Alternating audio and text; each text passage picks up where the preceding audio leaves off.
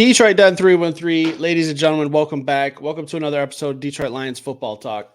Before I get into this Detroit Lions Football Talk, I got a good one for you guys today. I've been working on this all stinking day. Hit that subscribe button before I get into it. Will's still working. I'll get with him. Our schedules are a little flip-flop right now, but we will be getting together soon in the very near future. For those of you who really miss Will, I know I don't. I don't really miss Will. I hope he works for the rest of his life personally. But we're getting awfully close to NFL draft time. NFL free agency starts in, I think, like 2 weeks. Today's February 26th. I know free agency starts on the 13th, so we're a couple weeks away. New NFL season starts just after that, where trades can happen. We are in the back end of the last football season, if that makes any sense. So, new season starting up here real soon.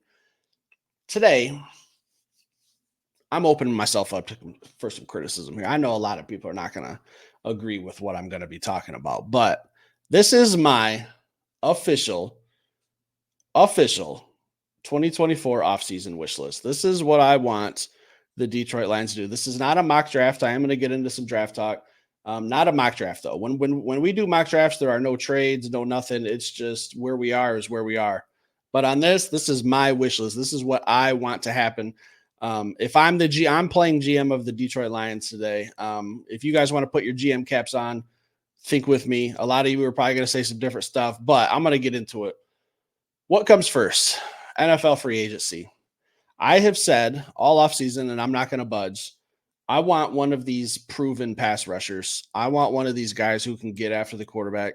I need someone on the opposite side of Aiden Hutchinson who can get after whoever the opposing team's quarterback is. Love John Kaminsky, solid in the run game, but in the NFC Championship, we're up 24-7.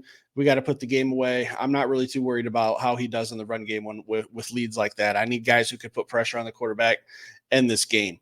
I need in this offseason a Danielle Hunter, a Brian Burns, a Josh Allen. I need one of those three. And as of today, no price tag. The price tag is going to be high for all three of them, but that's okay. It ain't my money as long as it ain't handicapping the team. The franchise tag has not happened yet on any of those three players. So, in my opinion, right now, as it sits, they're going to be free agents until something happens otherwise and a franchise tag happens. Danielle Hunter, Brian Burns, Josh Allen. If I have my pick, I don't care. Probably a Brian Burns because he's a little bit younger. Josh Allen's a freak. Danielle Hunter's the oldest one, but he's a monster too.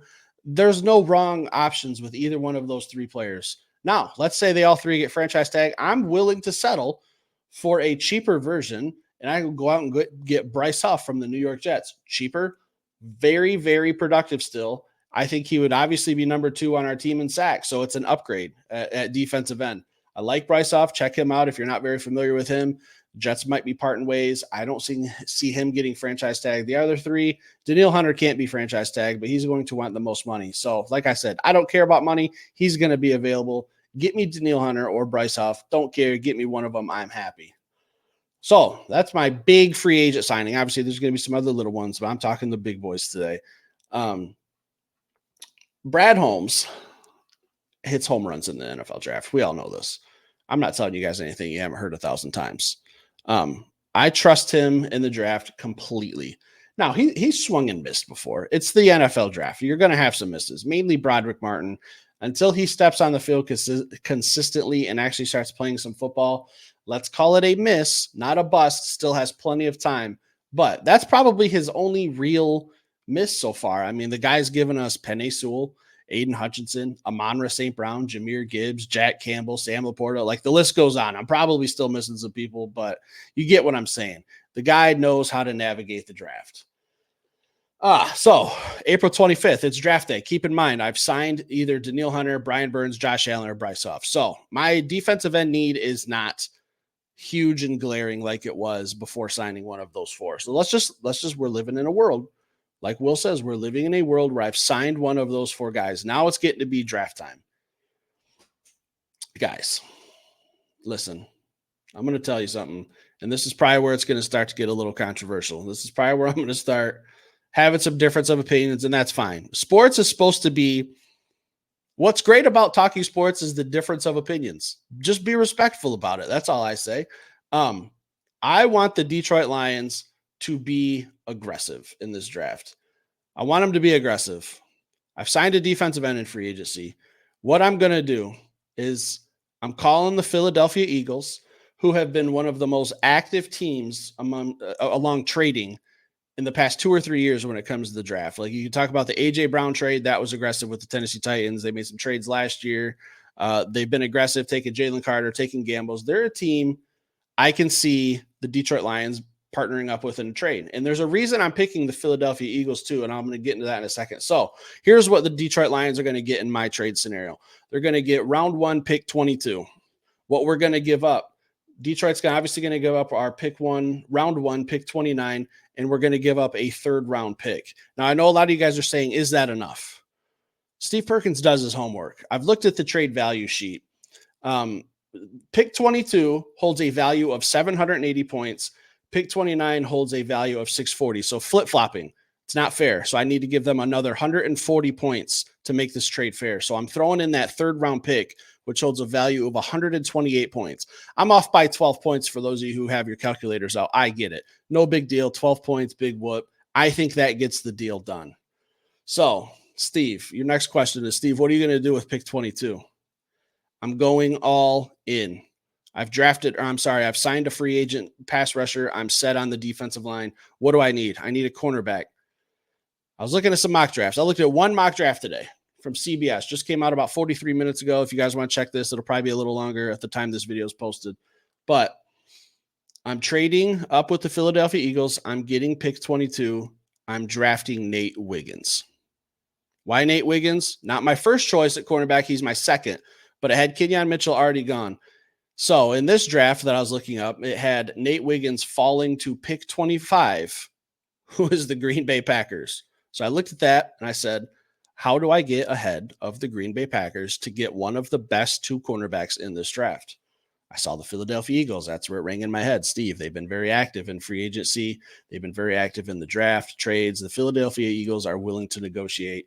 They're in front of the Green Bay Packers. You can go out and get one of the top 2 cornerbacks in this league. All you got to do is swap picks and give them a 3rd rounder. We have a free 3rd round pick from the TJ Hawkinson trade. So thank you, TJ Hawkinson, for helping Brad Holmes maneuver the draft again. He drafted your replacement who's better than you and Sam Laporta. Now I can use another pick from you, go out and get a top corner in this draft in Nate Wiggins. My first pick would probably be Kenyon Mitchell, but on the CBS draft, he was already gone. Can't remember where he went. Doesn't matter. He's not a Detroit Lion. Nate Wiggins, you are. Be aggressive. Why do I want them to be aggressive? There's a thing called a window. We were 1 quarter, really, in my opinion, away from going to the Super Bowl. The NFC Championship game, the 3rd quarter was an absolute debacle. That's where the wheels fell off. The avalanche was coming down. The snow was falling. We couldn't do anything to stop it. So I'm not being over aggressive in this draft. All I'm doing is swapping 1st round picks and I'm giving you a free 3rd. I still have a 3rd round pick. I still have a 2nd round pick. I don't have a 4th round pick, but what I do leave this draft with in this scenario is a bona fide stud at the cornerback position who's cornerback 1, ready, day 1. So I've added a defensive end. One of the 3 or 4 guys I've mentioned, Danielle Hunter, Brian Burns, Josh Allen, Bryce Huff. Give me one of those 4, trade up in the draft, get Nate Wiggins. Now, guys, we still have 2nd round picks. There's still some studs in the 2nd round. I don't want to get into players because this isn't a mock draft, but there are players out there in the 2nd round. You want to talk about bolstering the D-line even more? Braden Fisk or Ruka Roa. Hopefully, I hope I nailed that. I've been really practicing that name. It's tough for me. I think I got it right there. I still need some offensive line depth, guys. I still have that 3rd round pick. I can go out. I can get a Zach Zinner or a Zach Frazier. Zach Frazier is probably going to be my pick because he plays center. Zach Zinner more of a true guard, but I'm bolstering up that offensive line still in round 3. We have options, guys. This isn't an over aggressive draft. It's just moving up in the 1st round, 7 picks by giving up a 3rd. It's no big deal in my opinion. It sounds far-fetched, but it's really not. If you guys dive in, do a little homework on these draft value charts, you'll see I'm off by 12 points. I get it. If I need to throw in a 7th round pick next year to make up for it, okay, we're probably not even going to remember who our 7th round pick is 10 years from now in 2025. So I really, really think that this is a solid path. Free agency is going to dictate a lot of what happens. If I get off of here and record and all 4 of those guys have been franchise tagged in the 10 minutes I've been recording, I guess I just have to eat crow. But I love this offseason wish list myself. Let me know how you feel about it in the comments.